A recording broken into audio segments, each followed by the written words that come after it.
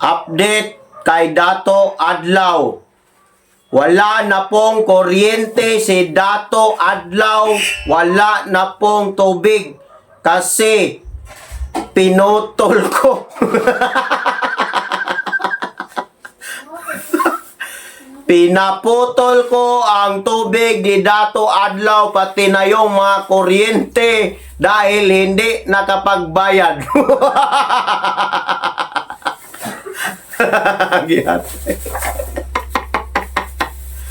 Dato Adlaw, ano na ngayon?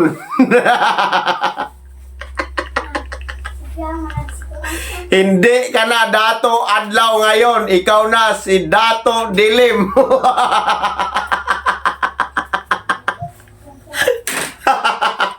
Wala ka ng kuryente. Hindi ka na makapag-scatter. Ako na ang papalit sa'yo bilang Dato Itim. Wala ka ng kapangyarihan sa Surigao kasi ako na ang papalit sa'yo. Ako na ang makapangyarihang dato sa buong Mindanao. Ito ang nagbigay ng swerte sa akin, ang pinakamalaking sundang sa buong mundo.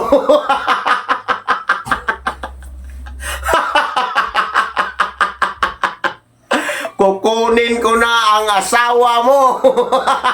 Kaya Dato Adlaw, mabuti pa lumipat ka ng tumira. Doon ka na tumira sa kulungan. Dahil sa kulungan ay mayroong kuryente at tubig, doon ka mag-scatter.